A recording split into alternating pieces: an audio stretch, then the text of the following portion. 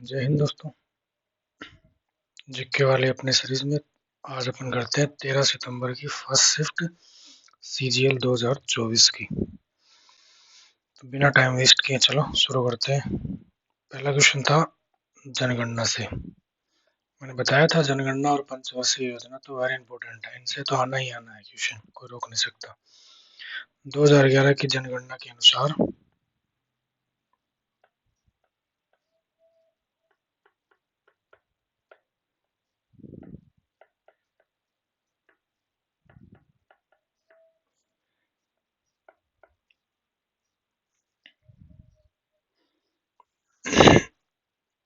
Group दिया हुआ था यूनियन टेरिटरी का, पुडुचेरी, लक्षद्वीप, अंडमान निकोबार, लद्दाख, जम्मू कश्मीर, है ना, ऐसे कि इसमें से कौन सा ऐसा ग्रुप है जिसमें जो प्रति 1000 पुरुषों पर महिलाओं की संख्या सर्वाधिक है। तो उसमें राइट आंसर होगा पुडुचेरी, लक्षद्वीप, अंडमान एंड निकोबार। ये ग्रुप इसका आंसर होगा राइट की भी। ये ग्रुप ऐसा है जहाँ पे महिलाओं की संख्या सर्वाधिक है। इसमें पूछा गया था मेनली पुडुचेरी के बारे में, जहाँ प्रति 1000 पुरुषों पर 1037 महिलाएं हैं। ठीक है, तो जनसंख्या का तो जनगणना 2011 की का तो हर एक पॉइंट बहुत इंपॉर्टेंट। एक सेकंड रुकना भाई।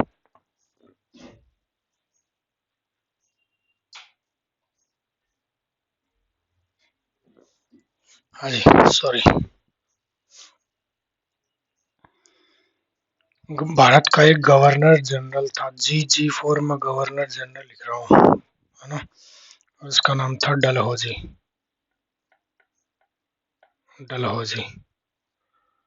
और इसने भारत का गवर्नर जनरल था 1848 से 1856 तक। ये भारत का गवर्नर जनरल था। इसकी एक नीति थी विलय की नीति। मतलब पहले भारत में राजा महाराजाओं का शासन था, उनसे बातचीत करना और उनको अंग्रेजी शासन में विलय कर लेना, कुछ हिस्सा उनको दे देना, कुछ खुद ले लेना, और ऐसे ही चलाना। उस नीति को बोलते हैं विलय की नीति।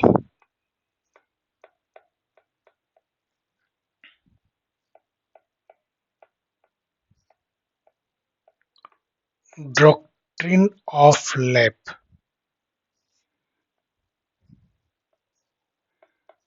डॉक्ट्रिन ऑफ लैप, ये नीति थी वो।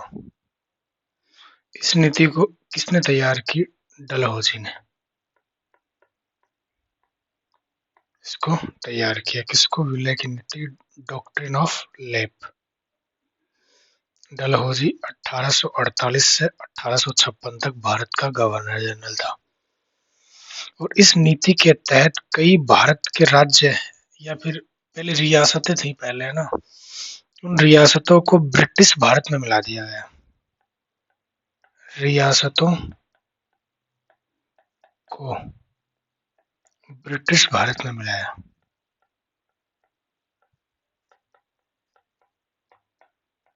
इस नीति के तहत यहाँ पर एक बात और इम्पोर्टेंट है, इसी के शासनकाल में 1853 में ट्रेन चली थी मुंबई से ठाणे। मुंबई से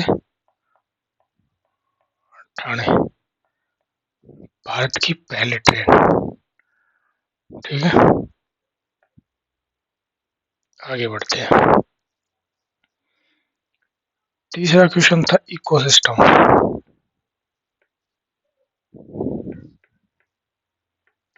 पारिस्थितिकी तंत्र,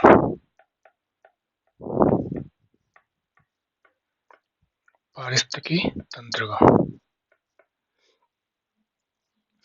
क्वेश्चन ये था कि मानव निर्मित पारिस्थितिकी तंत्र कौन सा है इनमें से। ऑप्शन दिए गए थे, ये मेरा भी सही हुआ था भाई। तो सबसे पहले बात तो अपन पारिस्थितिकी तंत्र को समझ लेते हैं। इकोसिस्टम को एक ऐसा इन्वायरमेंट देना किसी जीव प्रजाति या मनुष्य को आर्टिफिशियल रूप से उसी को बोलते हैं। जैसे एग्जांपल लेके बताते हैं फिर से।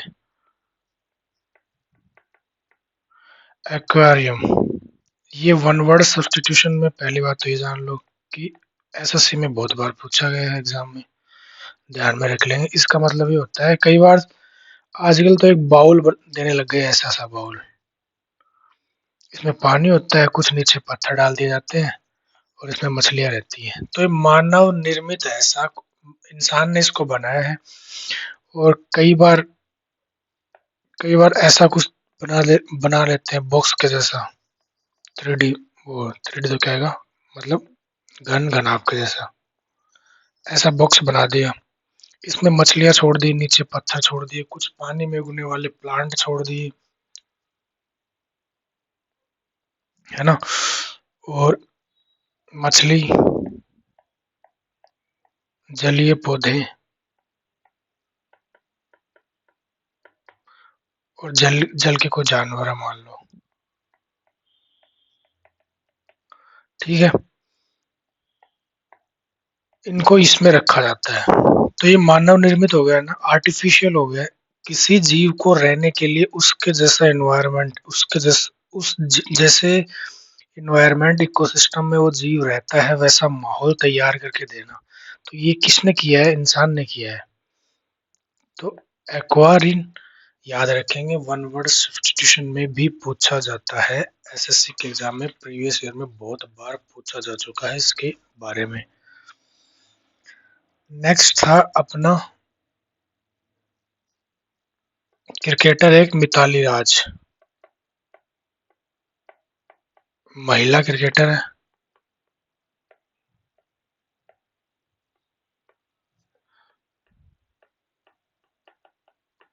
क्रिकेटर है और ये कैप्टन भी रह चुकी हैं भारत की महिला क्रिकेट टीम की। और इन्होंने ले लिया है भैया संन्यास। और संन्यास कब लिया? 2022 के जून में लिया है।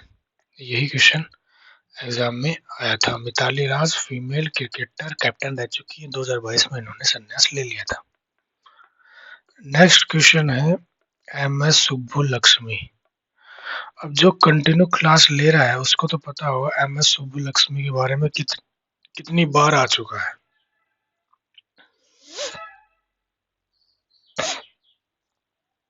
तो चलो थोड़ा सा एक बार फिर से जान लेते हैं।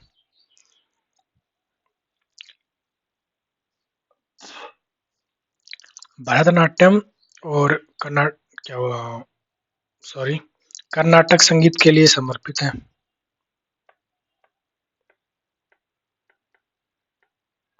कर्नाटक संगीत के लिए। दूसरी बात, फर्स्ट महिला गायिका है जिनको क्या मिला? भारत रत्न मिला।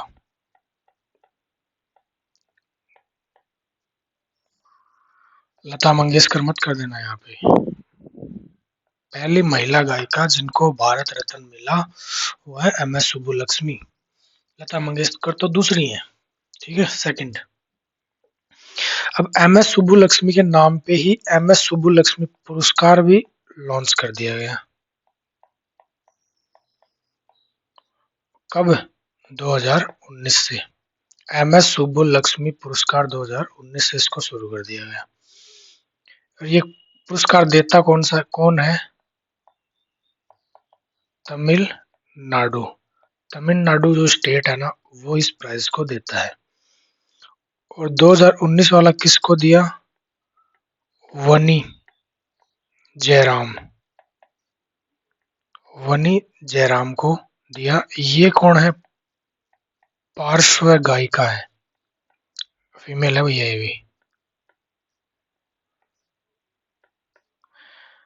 एम एस सुब्बुलक्ष्मी पुरस्कार 2019 का कौन लेता है? तमिलनाडु सरकार देती है। 2019 में वनी जयराम को दिया गया, जो क्या है? पार्श्व गायिकार है। भारत रत्न पाने वाले फर्स्ट संगीतकार कौन है? M S Subbulakshmi. और कर्नाटक संगीत के लिए ये समर्पित है। आगे बढ़ते हैं थोड़ा सा और। पूर्वी तटीय क्षेत्र, पूर्वी तटीय क्षेत्र में गर्मियों में तो कम वर्षा होती है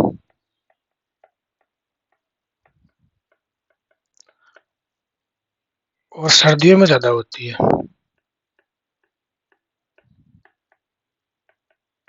ऐसा क्यों? देखो यार, ये अपना भारतीय उपमहाद्वीप पर नीचे का एरिया, तो ये पूर्वी घाट है, सॉरी पश्चिमी घाट है।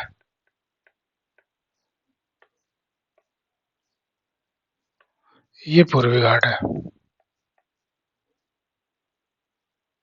तो ये तटीय क्षेत्र, यहाँ नीचे वाला तटीय क्षेत्र की बात कर रहे हैं, तमिलनाडु वाला तटीय तटीय क्षेत्र। तो क्या है, ये दक्षिण पश्चिमी इस साइड में हवाएं चलती हैं। गर्मियों के टाइम पर जून में मानसून टकराता है। तो यहाँ से क्या है, यहाँ भी पहाड़ियां हैं। पूर्वी तटों पर क्या है, पहाड़ियां। तो यहाँ से यहाँ तक पहाड़ियों के किनारे किनारे मानसून सीधा आगे निकल जाता है। लेकिन जब वो उत्तर पूर्व, ये उत्तर है और ये पूर्व है, यहाँ से वापस हवाएं लौट के आती है ना हिमालय से टकरा कर, तो वापस लौट कर आती है ना, तो फिर यहाँ पर इस क्षेत्र में, येलो से हाईलाइट कर रहा हूँ, इस क्षेत्र में बारिश करती है अच्छी वाली। और वो कब करती है, सर्दियों के टाइम पे। तो पूर्वी तटीय क्षेत्र तमिलनाडु वाला कुछ क्षेत्र ऐसा है जहाँ पर गर्मियों की बजाय सर्दियों में ज्यादा अच्छी बारिश होती है। ये था अपना क्वेश्चन, ध्यान में रखें थोड़ा सा। नेक्स्ट था, अभी जिस पारिस्थितिकी तंत्र की अपन ने बात की 2 क्वेश्चन पहले,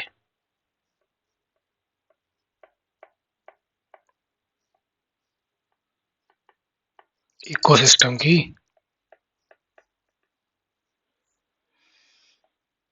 इसकी मूल रूप से 2 श्रेणियां हैं।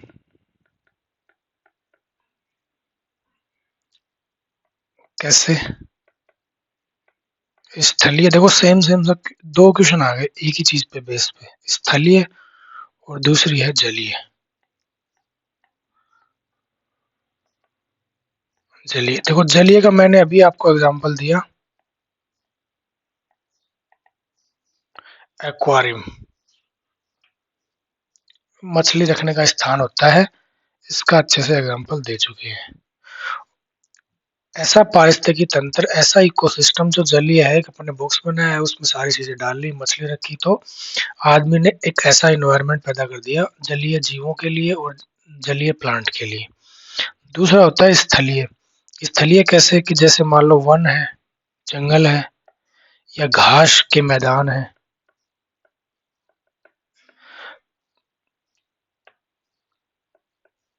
तो कई जीव ऐसे भी तो है ना जो यहाँ पर कंफर्ट रहते हैं, जैसे हिरण हो गया, और कई जीव ऐसे हैं जो यहाँ पर कंफर्ट रहती है। तो जलीय को अपन ने आर्टिफिशियल बना लिया, उसका नाम कह दिया एक्वारियम। लेकिन स्थलीय भी क्या अपन आर्टिफिशियल बना सकते हैं?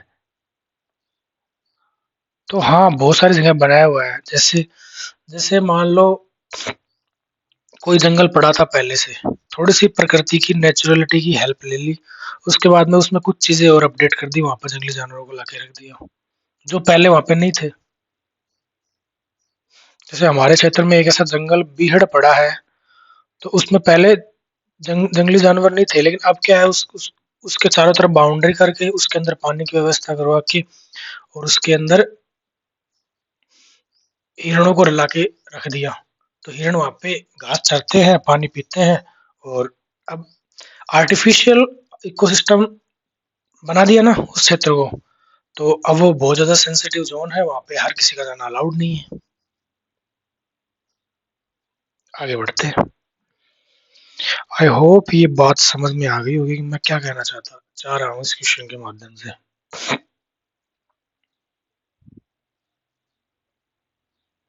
नेक्स्ट क्वेश्चन था अनुसूचित जातियां, इनके बारे में। एससी, ये संविधान के आर्टिकल 341 में है। और अनुसूचित जनजातियां ST, ये संविधान के आर्टिकल 342 में है। ठीक है, और क्वेश्चन ये था कि SC प्लस ST के लिए दूसरी बार संशोधन किया है अमेंडमेंट, विधेयक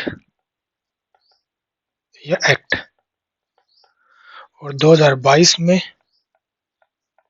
यूपी राज्य के लिए पेश किया गया था। ये क्वेश्चन था, यूपी राज्य के लिए संसद में SC ST में सेकंड टाइम संशोधन करने के लिए यूपी राज्य के लिए पेश किया गया एक बिल था, एक्ट था।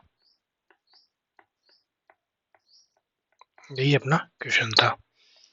नेक्स्ट क्वेश्चन था DPSP के बारे में। देखो यार, इसकी बेसिक इंफॉर्मेशन के बारे में तो बोलता बोलता मैं खुद थक गया हूँ, बार बार क्या ही बताऊं। कई बार आयरिश भी दिया गया ऑप्शन में, आयरलैंड की जगह। DPSP directive principle of state policy, अनुच्छेद 36 से 51 संविधान के पार्ट 4 में, और आयरलैंड आयरनिश से ये लिए गए हैं। ये तो है इसकी बेसिक बात, ये तो बार बार लिखते लिखते थक गए हैं। और आयरनिश के संविधान से लिए गए, यही क्वेश्चन पूछा गया था, बताओ फिर से घूम के आ गया।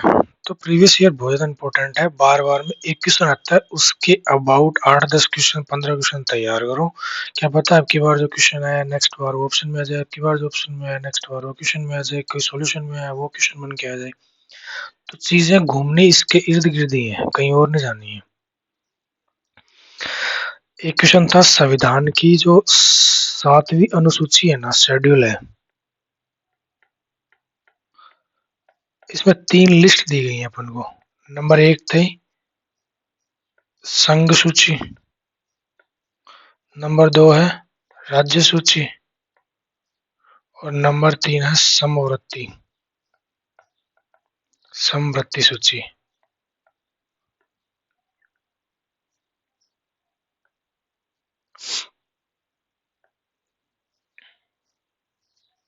इन्हीं के बारे में पूछा था, 7वीं अनुसूची में कौन सी लिस्ट दी गई है, समवर्ती सूची के बारे में पूछा था अपन को। नेक्स्ट क्वेश्चन था फंडामेंटल राइट के बारे में, कहाँ से लिए गए हैं, यूएसए से लिए गए हैं, पता नहीं कितनी बार बता चुके हैं अपन इस बात को। आर्टिकल 12 से 35 में, संविधान के भाग 3 में। ये भी किसी को नहीं पता ना, तो अच्छी बात नहीं। देखो नेक्स्ट क्वेश्चन था सुप्रीम कोर्ट का, कौन से आर्टिकल में, 124 124 में के तहत 33 प्लस 1 जज न्यायाधीश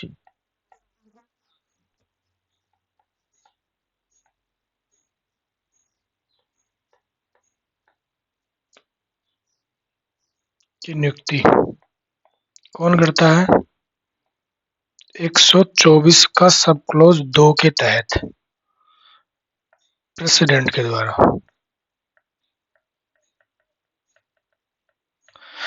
सुप्रीम कोर्ट में एक तो chief justice of India CJI, sorry CJI, chief justice of India, 33 अन्य न्यायाधीश होते हैं, टोटल मिला के 34 होते हैं अभी। सुप्रीम कोर्ट 124 में, और इन न्यायाधीशों की नियुक्ति 124 का सब क्लोज 2 के तहत प्रेसिडेंट करता है।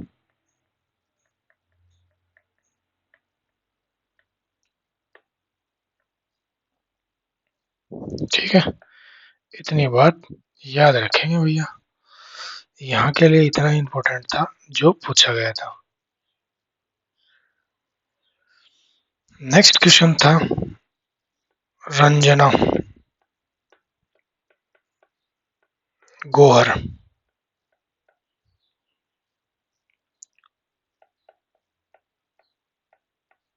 ओडिसी जो शास्त्रीय नृत्य है,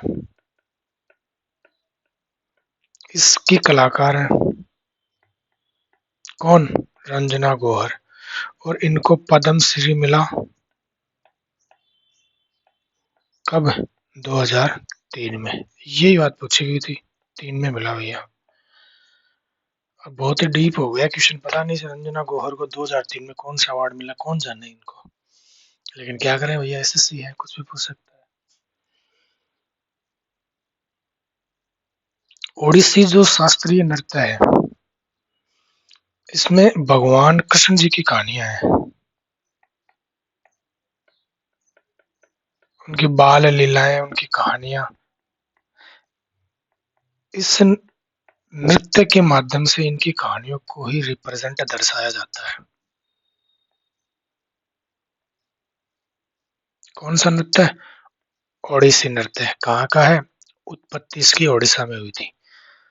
एक नृत्य था ऑप्शन में सत्रिय। सत्रिय कहाँ का है? असम का है।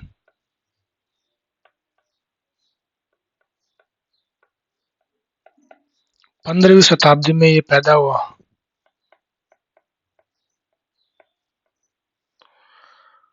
और किसने इसको शुरू किया? तो एक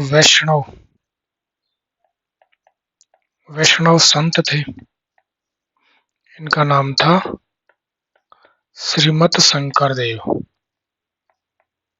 ये याद रखें आप, शंकर देव, इन्होंने शुरू किया था। किसको? सत्रिया डांस को। और ये भारत का क्लासिकल डांस है और असम का है। शंकर देव ने 15वीं शताब्दी में इसको शुरू किया। एक है था इसके ऑप्शन में मणिपुरी। मणिपुरी ये भी क्लासिकल डांस है। Classical dance, CD for classic dance Sikh रहा हूँ मैं, ठीक है। कहाँ का है? मणिपुर का है, ठीक है। और इस डांस में, मणिपुर जो क्लासिकल डांस है, इसमें कृष्ण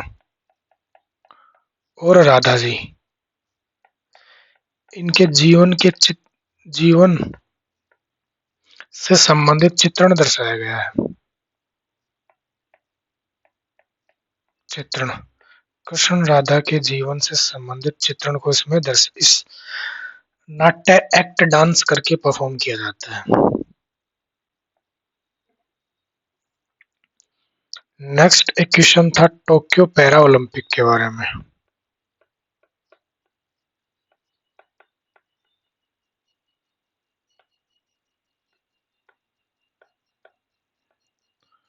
टोक्यो मतलब टोक्यो में हुए होंगे। टोक्यो कहाँ है? जापान में। पैरा ओलंपिक मतलब जो दिव्यांग है ना, उनके लिए ओलंपिक। किसी का हाथ इंजर्ड है, पैर है, आंख है, और कुछ बॉडी पार्ट है जो मतलब सामान्य मनुष्य के जैसा नहीं है, तो उनके लिए होते हैं ओलंपिक। पैरा ओलंपिक बोलते हैं उसको।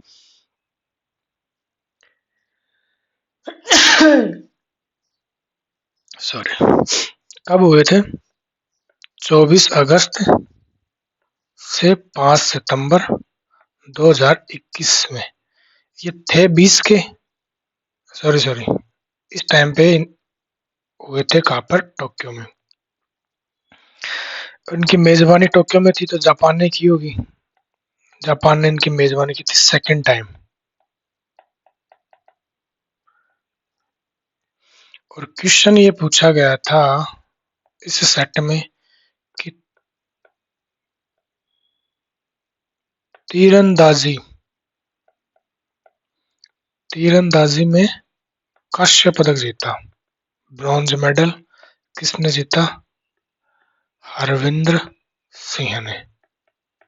तीरंदाजी में कांस्य पदक हरविंदर सिंह ने टोक्यो पैरा ओलंपिक में। नेक्स्ट क्वेश्चन था पोर्ट से रिलेटेड, बंदरगाह से रिलेटेड।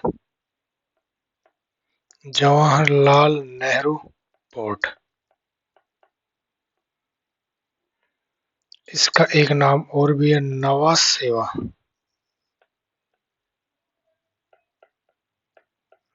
सेवा पोर्ट। बंदरगाह का अपना पूरा एक डेडिकेटेड वीडियो है इसी चैनल पर। को देखना चाहे तो देख सकता है, पढ़ना चाहे, जानना चाहे जान सकता है। तो इसके बारे में पहली बात तो ये है कि ये भारत का सबसे बड़ा कंटेनर बंदरगाह है। भारत का सबसे बड़ा कंटेनर बंदरगाह है, कंटेनर पोर्ट है। और मैप के थ्रू पोर्ट को समझाया गया है उस वीडियो में। पूरा पोर्ट का ही, बस उसमें पोर्ट के बारे में बताया गया है और कुछ कुछ नहीं है उसके अंदर। नवा सेवा पोर्ट, जवाहरलाल नेहरू पोर्ट भी बोलते हैं इसको, भारत का सबसे बड़ा कंटेनर बंदरगाह है। कहाँ है? महाराष्ट्र में है। मुंबई बंदरगाह का भार कम करने के लिए, जो मुंबई पोर्ट है ना, उसका भार कम करने के लिए इसको बनाया गया है। ठीक है। और 12 प्रमुख बंदरगाह हैं भारत में, और 200 से अधिक जो दूसरे बंदरगाह हैं, 200 प्लस गैर प्रमुख।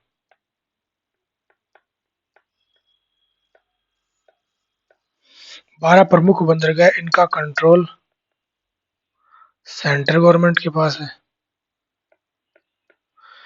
और 200 जो प्रमुख नहीं है, गैर प्रमुख है, उनका कंट्रोल स्टेट के पास है। जैसे कोई पोर्ट अगर कर्नाटक में पड़ता है तो उसका कंट्रोल कर्नाटक सरकार के पास है, कोई महाराष्ट्र में पड़ता है तो उसका कंट्रोल महाराष्ट्र सरकार के पास में। जवाहरलाल नेहरू बंदरगाह, नवा सेवा पोर्ट, भारत का सबसे बड़ा कंटेनर बंदरगाह। मुंबई पोर्ट का भार कम करने के लिए इसको बनाया गया है। भारत में 12 प्रमुख बंदरगाह हैं, 200 गैर प्रमुख बंदरगाह है। प्रमुख बंदरगाह का कंट्रोल सेंट्रल गवर्नमेंट के पास है, गैर प्रमुख बंदरगाह का कंट्रोल संबंधित स्टेट के पास है। और बहुत सारा इंटरनेशनल व्यापार जो सी रूट से होता है, समुद्री मार्ग से होता है, वो इन पोर्टों के थ्रू ही होता है। ठीक है। नेक्स्ट क्वेश्चन था स्टैटिक जीके से, छठ पूजा। बहुत ही अच्छा क्वेश्चन है, इंपॉर्टेंट भी है। तो पहली बात तो ये है, सूर्य भगवान, सूर्य देव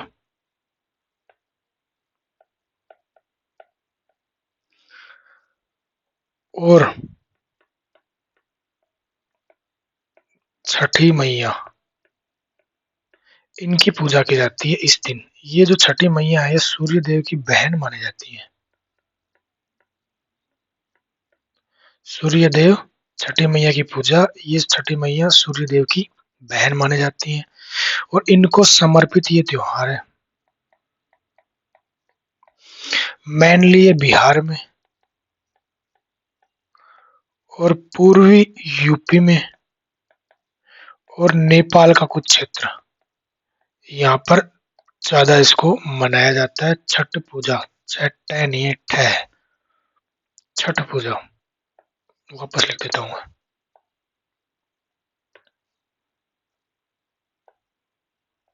छठ पूजा। ठीक है, आगे बढ़ते हैं। नेक्स्ट अपना था आरबीआई के बारे में।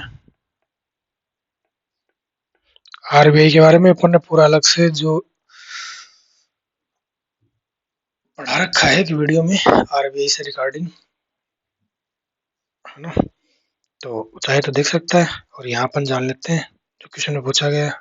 आरबीआई का एक्ट आया था 1934 में, 1934 में, और आरबीआई की स्थापना हुई थी 1 अप्रैल 1935 में।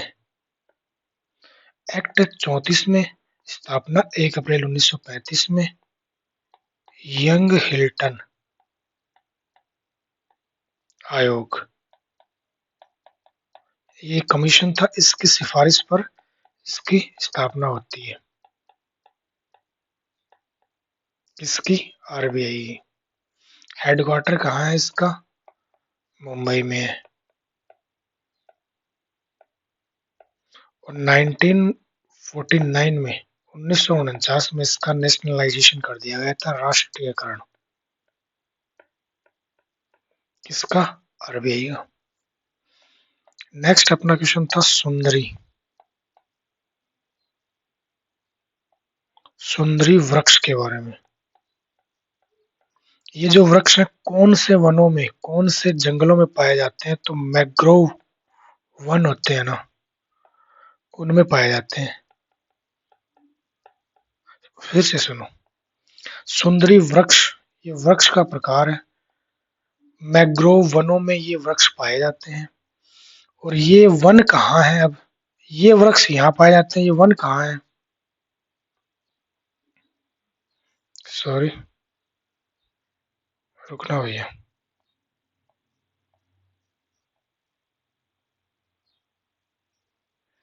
ये वन कहाँ है? ये है पद्मा, मेघना और ब्रह्मपुत्र। ये जो तीनों नदियां हैं, इनका जो संयुक्त डेल्टा है, इस क्षेत्र में पाए जाते हैं। अब एक बात तो यहाँ ये जान लो कि डेल्टा क्या होता है। जैसे मान लो ये नदी है, ये नदी है, ये नदी है, यहाँ पर आके मिल गई, और मिलने के बाद ये समुद्र में गिरने से पहले बहुत सारी छोटी छोटी धाराओं में बट जाती है। नाले से ये एक ये नाला जा रहा है, एक ये नाला जा रहा है, ऐसे नाले में बट के ना, और फिर लास्ट में जाके ये बड़ा समुद्र है, इसमें जाके गिरती है, छोटी छोटी धाराओं के रूप में ऐसे समुद्र में गिर रही है। तो ये जो आसपास का क्षेत्र होगा ना, ये वाला, है ना, इस क्षेत्र को डेल्टा ही बोलते हैं, समुद्र में मिलने वाला यहाँ पे। और इस क्षेत्र में ये वन पाए जाते हैं, इसी वनों में ये सुंदरी वृक्ष पाए जाते हैं। तो डेल्टा के बारे में समझे। और ये डेल्टा कौन सा है? सुंदरवन, सुंदरवन डेल्टा। और ये विश्व का सबसे बड़ा नदी डेल्टा है, विश्व का सबसे बड़ा। ये बात भी यहाँ पे याद रखेंगे।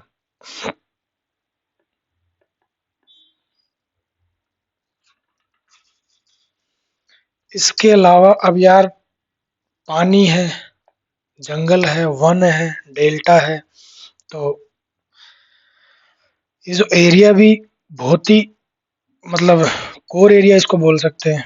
तो यहाँ पे नेशनल पार्क भी बना दिया इसको, बहुत सारे जीवों को संरक्षण प्रदान करता है, इसको टाइगर रिजर्व भी बना दिया,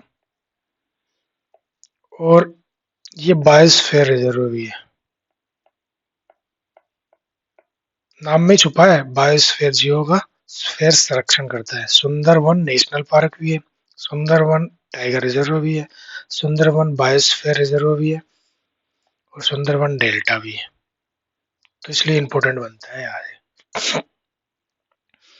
नेक्स्ट है, क्रिकेट के घरेलू टूर्नामेंट के बारे में अपन थोड़ा जानते हैं। देखो, एक है सैयद मुश्ताक अली ट्रॉफी। अब इतना नाम सुनते हैं तो सबको पता होगा कि यार ये क्रिकेट की कोई ट्रॉफी है। तो सबसे पहली बात तो एक क्रिकेट की ट्रॉफी है, यही बात सुन लो। और ये T20 टूर्नामेंट है एक तरह का, मतलब 20 ओवर वाला। ठीक है। सैयद मुश्ताक अली ये एक पुराने क्रिकेटर हैं, इन्हीं के नाम पर ये ट्रॉफी का नाम रख दिया। एक बात क्लियर होगी। दूसरी बात, ये ट्रॉफी 2006-07 में फर्स्ट टाइम ऑर्गेनाइज करी गई थी।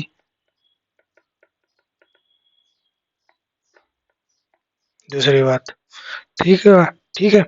तीसरी बात, बीसीसीआई ये इसको ऑर्गेनाइज करवाता है। देखो, घरेलू ट्रॉफी है, सैयद मुश्ताक अली ट्रॉफी क्रिकेट की है, T20 मतलब 20 ओवर वाली है। ठीक है। और राज्य स्तर पर ये होती है, जैसे मान लो मुंबई का गुजरात के साथ हो गया, मतलब स्टेट लेवल पर। तो राज्य स्तर पर ये ट्रॉफी है, राज्य स्तरीय प्रतियोगिता है, आप ऐसे समझ लो इस बात को। और 2022, 23, 22 और 23 में ये ट्रॉफी जीती थी मुंबई ने।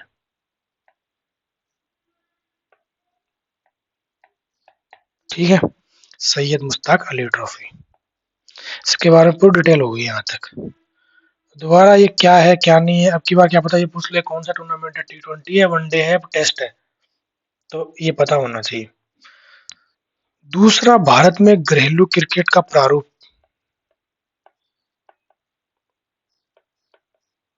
घरेलू क्रिकेट का जो प्रारूप है, उसमें एक फर्स्ट श्रेणी को क्रिकेट है। इसको, ये कैसी फर्स्ट श्रेणी का मतलब ऐसे मतलब टेस्ट मैच नहीं होता क्या, टेस्ट के जैसी 4 दिन चलती है, और इसमें कौन से मैच होते हैं, जैसे एग्जांपल रणजी ट्रॉफी,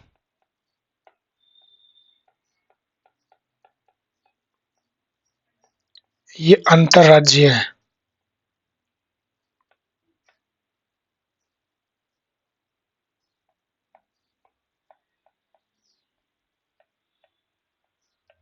अंतरराज्यीय प्रतियोगिता है।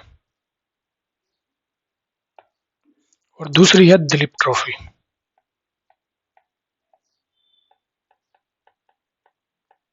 ये क्षेत्रीय है।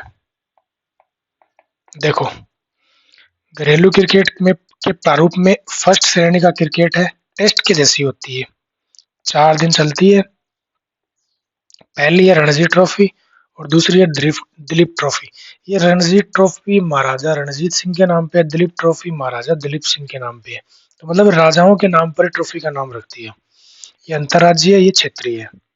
अब ये कोई पूछेगा रणजी ट्रॉफी कैसी है, तो टेस्ट के जैसी है, ये बात भूलना नहीं है, याद रखनी है, दोबारा नहीं होगी ये वाली चीजें अब। ठीक है। और दिलीप ट्रॉफी ये भी टेस्ट के जैसी है, टेस्ट मैच के जैसी। लिस्ट ए में क्रिकेट है, ए का जो क्रिकेट प्रारूप है उसको बोलते हैं वनडे के जैसा, वनडे क्रिकेट, मतलब 50 ओवर वाला। ठीक है। इसमें कौन सी ट्रॉफी होती है, विजय हजारे ट्रॉफी, घरेलू स्तर पर ही। अब ये बात बतानी नहीं पड़ेगी, विजय हजारे ट्रॉफी वनडे होती है या फिर टेस्ट होती है या फिर T20 होती है। विजय हजारे ट्रॉफी का नाम आते ही आप पहचान ले कि ये तो वनडे के जैसे होती है, 50 ओवरों वाली। और सैयद मुश्ताक T20 के जैसी 20 ओवरों वाली। दूसरी ए लिस्ट की वनडे के जैसी विजय हजारे ट्रॉफी 50 ओवर वाली। ठीक है। तीसरी थी अपनी रणजी और दिलीप ट्रॉफी टेस्ट के जैसी, टेस्ट मैच के जैसी। ठीक है। तो आज की सेट में इतना ही, कल मिलते हैं फिर एक नए सेट के साथ। तब तक के लिए जय हिंद, जय भारत।